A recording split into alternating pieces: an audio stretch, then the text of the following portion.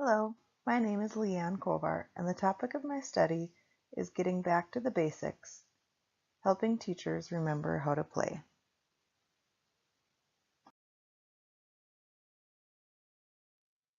The purpose of this project is to create an engaging, developmentally appropriate toddler room by investigating how to create professional development that includes teacher buy-in and produces high-quality classrooms. I am currently studying teacher inquiry. The goal is to improve classroom practice with something other than traditional professional development. Traditional professional development has not been effective. I have been in a supervisor position for 2.5 years. In that time, I have tried to figure out how to get my toddler teachers to use their knowledge about the importance of interactions and conversations from professional development and apply it into their classroom. For some, it comes naturally. For others, it is a struggle. I've tried to tell them what they need to do, but that has not worked. I went to a training on love and logic. Although the training was aimed at how to help students, some of the techniques sounded similar to what I had read in a book called The 1-Minute Manager by Ken Blanchard and Spencer Johnson. It's about getting people to start setting goals for themselves and figuring out how they themselves can achieve their goals. This creates choices and helps create buy-in. I decided to release some control with the hopes of some teacher growth. My question started out, what happens when I encourage play, kid talk, and self-reflections for supplementary professional development? Throughout the project, it evolved into, in what ways can toddler teachers incorporate interactive play skills through social play? With a sub-question, what can be learned from teacher-student play?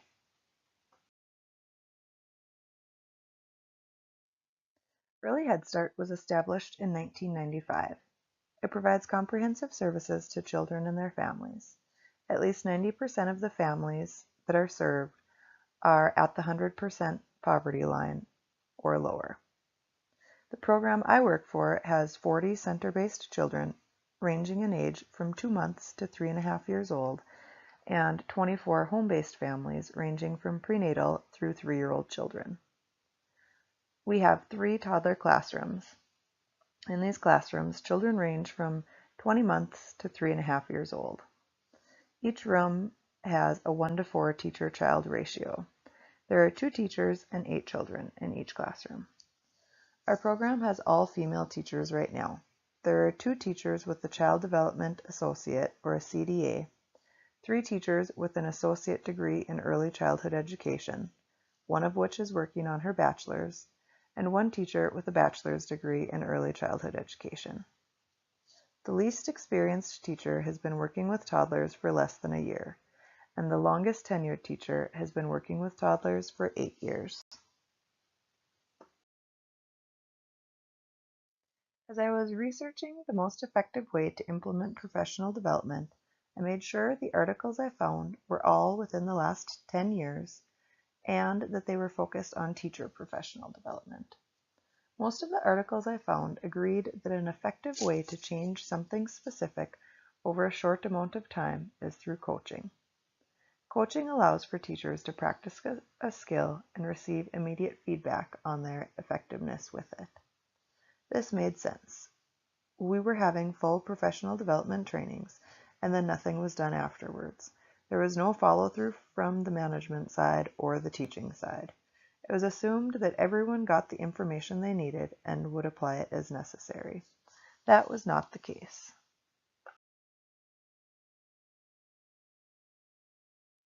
After my literature study stated, clear expectations, teacher buy-in, follow-up, self-reflection, and practicing the new skill were all important components of professional development, I implemented an intervention. I videoed each of the 6 teachers interacting with children through play and conversations during their scheduled center time. Afterwards, they reflected on their interactions with children. They told me what they thought their strengths were and also set a goal for how to improve either play interactions or child-directed conversations. The improvement in play and child-directed conversation after this took place was seen through observations. Next, I started looking for specific information on the importance of socio-dramatic play to share with teachers. I found that allowing children to create socio-dramatic play helps them acquire impulse control, view situations from different perspectives, and have emotional understanding with regulation. This helps them to be socially and emotionally ready for school. The first type of data I used was observation. Classrooms were observed 3 days a week for 20 minutes each time. The observations occurred during center time and gross motor time, when the children were playing. I wrote down what the teachers were doing during this time. This included how they were engaging with children or how they were completing routine jobs in the classroom, such as attendance. Observation notes included information about where the teachers were positioned in the classroom and in relation to children, their facial expression, and any conversation they had, whether it was with a child or another staff member.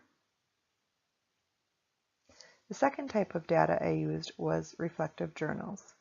Teachers were given a sheet each week with the questions, what is your favorite interaction you had while playing with a child last week? And what is your favorite conversation you had with a child last week? The goal was to see their thoughts on play interactions and conversations with children throughout the study, and also to get teachers to reflect about their interactions with children throughout the day. This chart shows a significant increase in the number of teachers who are enjoying playing with the children in their room and engaging in a meaningful conversation. In weeks 5 and 6, more teachers were observed smiling frequently, talking with the children more, and there were less children wandering around the room. The videotaping intervention occurred in the middle of week 4. During a professional development day on March 24th, we read some excerpts from books about the lack of playtime a lot of children are receiving at home and discussed the importance of making sure it happens when they are in our care. We also talked about how some children need to be shown how to play. We went to a local park and practiced playing for an hour and a half, and then talked about our thoughts and feelings on it afterwards. At the end of the day, teachers were told they would be videotaped during playtime with the children. They were videoed the next week, and follow-up happened shortly after. Immediate improvement was noticed. Most teachers were talking so much that I could not type fast enough to keep up to their conversations. Teacher-child conversations in week 5 and 6 were child-led, included open-ended questions, and held children's interest. The amount of play interactions between teachers and children also increased. Unfortunately, the teacher reflections did not help show teachers' growth or stagnancy throughout the study. However, responses to the reflective journal entries will help me to move forward. Responses demonstrate which teachers understand play in child-led conversations with children. There is more creativity in some answers, and other answers are very education-oriented and are not open to a lot of spontaneity. Conversations were a struggle for some teachers who do not have children who are advanced in language. There are many children in our toddler rooms who still use only one word at a time and their vocabulary is limited. The conversation reflections will guide individual coaching in the future. The original plan of using self-reflection alone to improve play interactions and child-led conversations was not enough. Looking at the gains in quantity of teacher-child interaction during play and child-led conversations, coaching will continue to be used. The teachers responded positively to self-reflection of themselves in their video and goal setting. In the future, a mini professional development session will occur first so teachers are aware of expectations, along with having the information they need to be successful. Videotaping will occur after they have been able to practice the information from their training.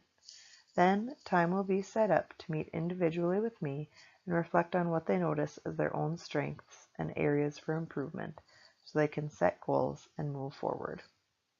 The next training session will include information to improve the quality of social play between teachers and children.